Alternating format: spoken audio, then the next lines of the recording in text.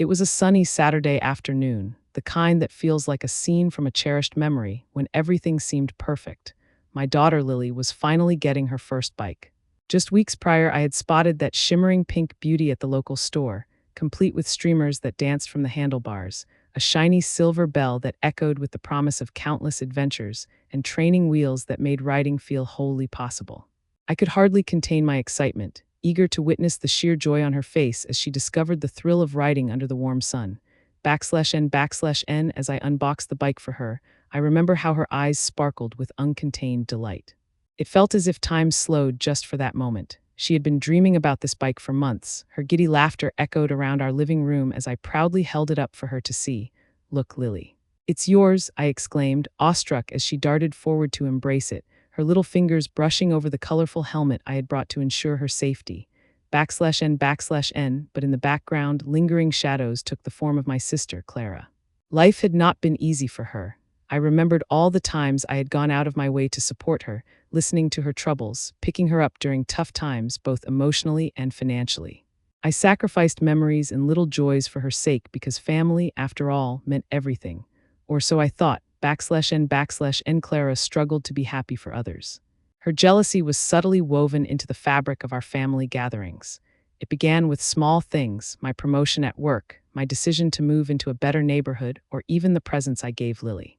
Clara wore her bitterness like a cloak, shrouding family gatherings with heavy sighs and cold remarks. I silently forgave these little humiliations, clinging to the hope that she would one day find her happiness and acknowledge mine. /N that day, however. Her jealousy morphed into something darker in the midst of our joyous celebration. /N as the sun shifted in the sky, painting streaks of orange and gold. I watched Lily beam with pride as she took her wobbly but determined steps on her beloved bike.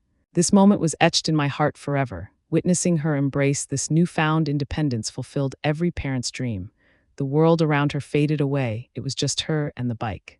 My heart swelled with a blend of joy and fear, afraid of what Clara might do, terrified of what could happen next. /N as Lily giggled with glee, Clara remained seated, her eyes a dull void. I felt the heat of her withering gaze upon me, an unwelcome spotlight. With each delighted shriek escaping Lily's lips, Clara's discontent seemed to deepen. It was as if the happiness radiating from my daughter fueled a fire of resentment within her. When Lily finally fell off the bike, tumbling gracefully onto the grass and laughing it off, Clara snapped. Everything unfolded in an instant. My attention was divided. I was checking on Lily, ensuring she was all right. It should have been a moment filled with laughter, a time for me to soothe her scraped knees, to bathe her in tender affection. /N, but that moment shattered into a million pieces when I heard the unmistakable sound of metal clanging against wood. Adrenaline flooded my veins as I turned to see what was happening. Clara stood at our toolbox, picking up a hammer, an implement meant for fixing, now transformed into a weapon of destruction. /N with wild aggression, she swung the hammer down upon the bike, showing no hint of sanity behind her actions. The sickening clang reverberated through the joyous atmosphere, reminiscent of a dark symphony, and I froze in horror as pieces of metal splintered apart, the once glimmering bell crashing to the ground, and streamers fell like defeated ribbons, robbed of their joyous colors. I could do nothing but witness the bike crumble beneath the weight of her rage.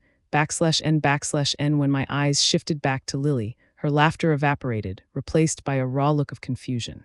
She was just a child, only 6 years old, watching the destruction of her dreams unfold before her. Her hands trembled as she reached for the shattered pieces, desperately trying to make sense of the chaos. I could see the shudders rack her small frame as sobs emerged, shattering her little heart with every passing second. /N people stood around us in stunned silence, frozen within the confines of disbelief. Family members gasped, murmured, and exchanged glances I couldn't interpret.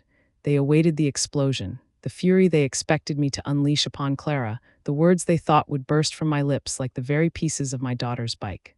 /N, but in that moment, an unexpected calm washed over me. I had fought so hard to create a safe and joyful environment for Lily that the dim flashes of Clara's hatred became mere echoes against the backdrop of my resolve. My heart was heavy, a sinking anchor burdened by a conflict I had witnessed too many times before. /N I realized I had a choice to make. I could respond in rage, allowing the past injustices to blend with this single, appalling act of cruelty.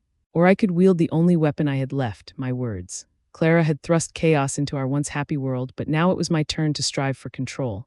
I had to react not with anger, but with measured precision. /n, taking a deep breath, I stepped forward while the crowd still swayed between shock and anticipation. I caught Clara's eye. She stood there, hammer in hand, her chest heaving with remnants of her explosive actions. When our gazes locked, the world around us faded into oblivion. It was just me, her, and the remnants of my daughter's bike scattered across the ground. /n, you've just ruined my daughter's happiness, I said, my voice steady yet firm. And if you thought that this would make you feel better, you have no idea how wrong you are. /n, in that singular sentence, the resonance rippled through our family, a line drawn in the sand. It shattered the air, filling the void where chaos thrived just moments before.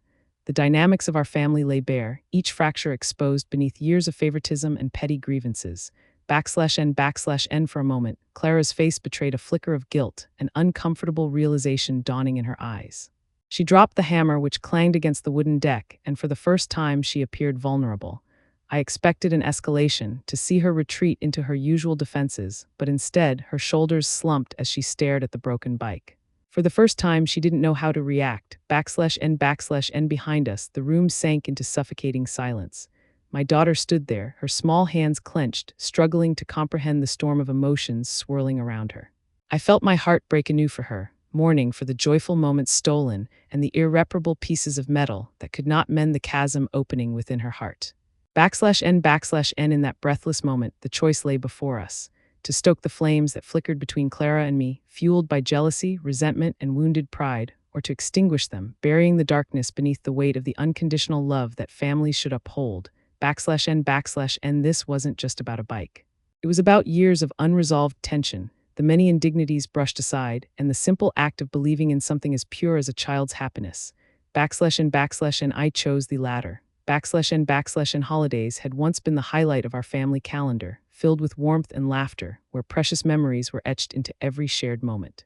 Yet, like a dark cloud creeping over a once bright sky, tension and unspoken resentment thickened the atmosphere, sweeping me away from those celebrated occasions. Gradually, I transformed from a beloved family member into a mere shadow of my former self. Each gathering, the sacred birthdays, anniversaries, and holidays, stood as stark reminders of my fading significance. /n, it began subtly at first. There were small things, a plate of food on the table I wasn't invited to join, a nod of recognition on my birthday, drowned out by exuberance surrounding everyone else's celebrations. I stood baffled off to the side while my siblings and cousins congregated, their laughter coating the air with sweetness, while bitterness sat heavy on my tongue. I remember one Thanksgiving in particular when I had painstakingly prepared a centerpiece to show my love and desire to belong. My sister, meanwhile, arrived with a store-bought pie, a gesture lacking in personal sentiment. Yet it was her dessert that garnered praise, taking center stage while my lovingly arranged flowers faded unnoticed. I could feel the weight of their indifference pressing against my heart. /n, as the years passed, the fracture lines began deepening further. I remember my son's 10th birthday, a day that should have radiated joy and laughter. Despite my meticulous efforts to organize a beautiful party, my sister decided to host her own son's celebration on the same day, only an hour away, fully aware we would be unable to attend both. I felt an insatiable surge of irritation wash over me, festering beneath the surface like a poison. My son observed the unfolding disaster. He deserved a party free of the shadow of inequality. Unfortunately, the gathering fell apart as only a handful of family members showed up, some choosing the more exciting invitation. /n, this isn't the first time, I muttered to myself as I cleaned up the ruins of what was meant to be a treasured memory. Always undermined, my heart ached for my child who had noticed the slight. The calls from family members dripped with convenient excuses, but I heard their lack of true intent behind their words. Each empty promise felt like a wound that refused to heal as I watched my son's smile falter. /n, the culmination of those sour experiences peaked one winter holiday. Christmas had always been a sacred time, filled with traditions that spanned generations. Our family hall, adorned with lights and laughter, served as the backdrop for elaborate dinners and long discussions around a fire. But this year I stood outside the door, watching as my family gathered without me, their joyous reunions existing under the sharp chill of the night. /n, it began harmlessly enough. I received a call that day, my daughter excitedly recounting the brand new tablet she had unwrapped from her grandmother, a gift she had yearned for throughout the year, huffing out the words, "Did you not get anything?" In disbelief, I brushed past the resentment bubbling beneath the surface. Overall, that evening reeked of neglect. At night's end, surrounded by disassembled wrapping paper and joyful cheers, I held an old package of socks that had long lost their shape. And thought of you, my mother chirped when I expressed my gratitude, her words laced with a hidden sting. A fire ignited within me as I nodded, forcing a smile through humiliation. But in that moment, I realized the sheer weight of favoritism that had cast its shadow upon our family. The realization crushed me, mapping scars on my spirit I believed would heal as time marched on. My tries for reasonable discussions after the holidays always fell flat. "It's just a gift, it doesn't matter whose name is on the card," they would respond, as if my sentiment were unnecessary, a mere inconvenience knocking at their doors. And slowly, I stopped sharing my feelings, bottling them like a stubborn cork in a bottle. By the time my husband stepped in to address my sorrow, I had become a ghost even within our home. "You need to talk to them," he urged gently, but the ache of years spent in silence weighed heavily on my desire to speak. So many times I wanted to scream, to clarify my passions and my hurt. But what would it change? Rejection lingered like a stench in the air, denying me oxygen, and I grew hesitant to voice my pain, fearing only the echo of my own self-pity would emerge from my lips. And the crescendo of dissatisfaction reached another peak during anniversaries. The rustling leaves of those occasions brushed against memories long since put away. Each anniversary was designed to commemorate love and commitment, yet each year, I found myself increasingly sidelined by my siblings' self-indulgence. They would take turns showering one another with grand gestures, surprise parties with none of my invitations in sight. I could see the "love you sis" and "happy anniversary bro" written on colorful cards, feeling the weight of exclusion press against my face. And on one anniversary soon after my parents celebrated their golden milestone, believing it offered an opportunity to revive traditions and bring us closer together, I opted for a quiet dinner at home. I poured my hopes into a simple gathering, writing heartfelt notes detailing our love and togetherness, begging for the scraps of affection. Yet as the night drew to a close, I found myself surrounded by wrapping paper and empty echoes as I dialed my siblings for validation, only to overhear their celebrations continuing without me. In a moment of desperation, I sought the comfort of my mother, seemingly oblivious to the divide growing between us. I wanted her to understand. I longed for validation and a word of encouragement that might mend my injury. Sitting across from her at a lonely cafe down the street, I bared my soul. "I feel forgotten, like I am no longer part of this family," I confessed, the words tumbling forth like a broken dam. My voice edged upwards with emotion, the softest plea for connection, love, and recognition. And "I think you might be overreacting," she replied, her gaze evasive, as if our conversation held a power she couldn't control. The bluntness stung, igniting fires of anger within me. "For God's sake, why would you think you're out?" Disappointed, I left that cafe feeling more fragmented than before. Each conversation was thick with platitudes but utterly devoid of understanding, deepening my feeling of isolation. And trying to pick up the pieces at a cousin's wedding the following spring, I was determined not to let the past weigh me down. I made an effort to smile, reconnect with distant relatives, and celebrate. It was a beautiful scene, the sun sparkling off the floral arrangements, laughter bubbling like champagne, and yet, old habits die hard. The old favorite quickly took center stage. Surrounded by small talk and business chatter, I overheard conversations revolving around other families who were real, reinforcing exclusion. My name wasn't mentioned, nor were my heartfelt connections. I felt my heart constrict as humiliation crashed over me, each laugh, every word noted with indifference, deepening my solitude. And eventually, I reached a breaking point. I spent restless nights analyzing the weight on my shoulders. A chilling breath chased across the edges of betrayal as I sat alone in the quiet corners of my mind, the urge for rightful justice coursing through my veins. The recipe for my revenge began to take shape, shadows dancing across the tapestry woven from resentment and neglect. Fate had laid the groundwork, and I now bore witness to the undeniable truth that my family's actions rested on my shoulders as I plotted my retreat from the darkness ahead. And the warmth of the sun shining brightly on that seemingly ordinary Saturday altered everything. I attempted to ignore the gnawing discontent in my heart, a growing rift I sensed among my family members. Rivalries that had begun as mere whispers were now roaring accusations that cast shadows over our peaceful gatherings. I thought I could weather the storm, just as I always had. After all, family is supposed to support each other during dark times, not add to the weight of life's burdens. Ignorantly, I believed that day would be a reset toward healing. backslash n. As the clock ticked closer to noon, we gathered at our family-owned estate for my mother's 70th birthday celebration. New faces were present, friends of my siblings, partners, and the occasional neighbor, but it was meant to be a joyous occasion. My mother had always showered us with love, sacrifices, and hard work. I could hardly believe anyone in our family could disrespect that sacred bond, a bond that had weathered adversity, yet always managed to hold firm. It was supposed to be a day of gratitude, a chance for us to honor her unconditional love, /n, but beneath the surface, a gathering storm brewed, /n as guests filtered in and out of the house. I took my position at the buffet table, trying to keep a smile on my face while surveying the scene. My brother and sister traded barbs, laughter echoing through the air, tinged with malice. I noticed a crowd begin to grow as they clung to newfound allies, poised to declare their territory. It was only a matter of time before they ignited a full-blown family feud, something I feared would taint this precious day. /n, just as I contemplated whether to intervene or let my siblings sort out the chaos, my youngest sister, Clara, burst through the door with a bold proclamation that shattered the fragile facade of peace we had been trying to maintain.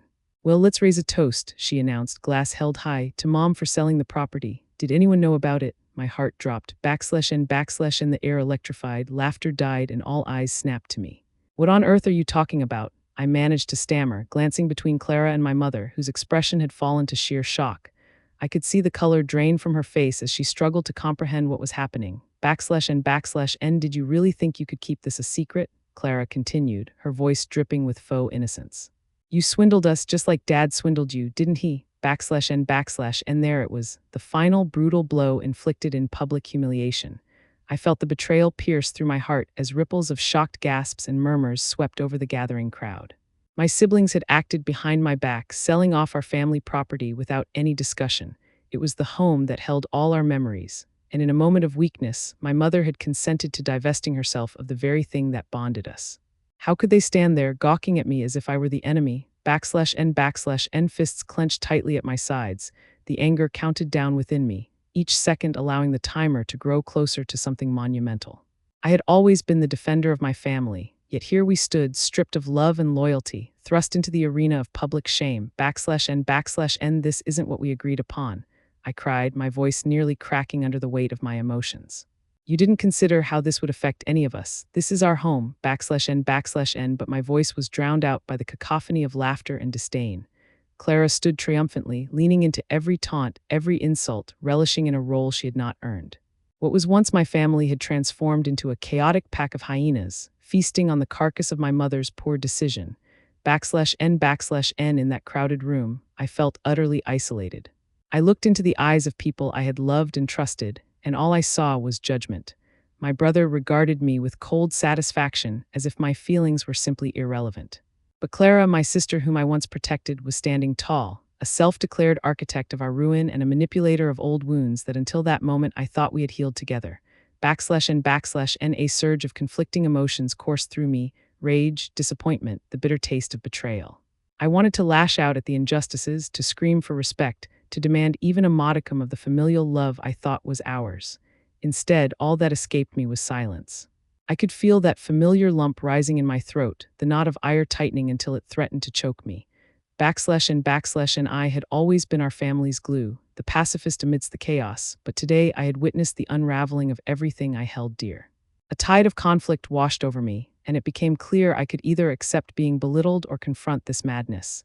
/n, as whispers of amusement filled the air, pushing me further into isolation, a flicker of determination ignited within me. I had spent years burying the pain, avoiding confrontation, but this time it was different. This was not merely an affront to my dignity, but to my mother, her sacrifices confined to nothing more than a pawn in their cruel game.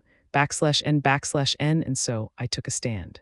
"You may think you can undermine us," I addressed the gathering crowd, quelling the mocking sobs behind me as I locked eyes with Clara. "But family means standing together, not tearing each other apart. You'll learn that this greed creates nothing but darkness, and I will expose the rot that lies beneath." /n, Clara's face twisted for a brief moment, a flicker of anxiety flashing across her features before she recovered. Mark engaged the crowd, feigning the victim position and urging them to blame me rather than confront the reality. But as their collective disbelief morphed into confusion, my heart surged with strength. /n, I won't participate in this charade anymore. I said with a clarity I had never known before. This is a family tragedy, and you will not taint my mother's love with your selfishness. /n/n. With every word that left my mouth, I felt the weight of unspoken grievances spill like ink across an empty page, finally revealing the truth. /n/n. They might see me as a villain. I'd embraced that role, but I looked around, expecting to lock eyes with familiar faces, only to discover the depth of betrayal spreading before me. My family was caught between the truth and their loyalty, their convictions twisted by greed.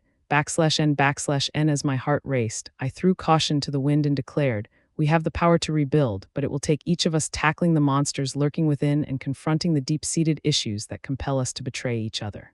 We owe it to my mother, to ourselves, to finally hold each other accountable.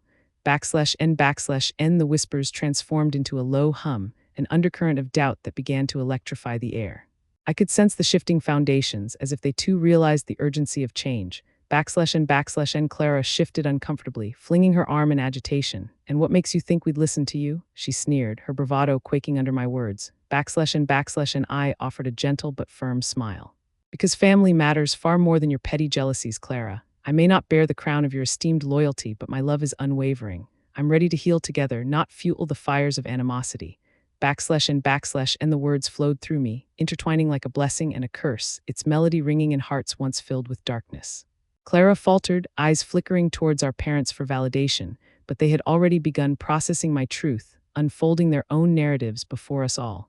/n/n. Maybe my voice could restore clarity within these fractured ties. I had long held onto our family's story in silence, transforming angry ink into an opus of forgiveness. Perhaps revenge didn't need to claim us, the resolution could. /n/n. In the echo of my desires, I saw them, my siblings, and for the first time I saw potential where there had been animosity. Their eyes began softening, showing glimpses of humanity beyond their facades. With each passing second, I sensed the barriers resettling beneath enveloping reassurance. /n/n. We need to talk. I extended an olive branch, brimming with compassion and hope. And we need to do it together. /n/n. And for the first time, it felt like the ghost of family began to breathe anew. Where once there had been animosity, hope flourished, ready to bloom once again. /n/n. As we gathered to mend the bond that had been torn asunder, I glanced out into the golden light streaming through the window, familiar laughter floating through the air. This would be a journey, a process of healing, but we would take it together. It was time to embrace the beauty of love that rallied against the bitterness of wounding. /n/n. Every step forward symbolized not just a reclamation of family, but a promise that the echoes of the past would not dictate our narrative moving forward. /n/n. With renewed resolve, I eventually knew what it was to forgive, rooting our collective hearts deep in love rather than vengeance, demonstrating the very essence of family. Patience, understanding, and the unwavering desire to unite. /n/n. Now, as I embrace the future, a tapestry of endless potential woven with the fibers of forgiveness, let it be known. The journey toward healing is filled with heartache, but it is also a pathway adorned with resilience and love. /n/n. And though darkness may threaten my family's essence, I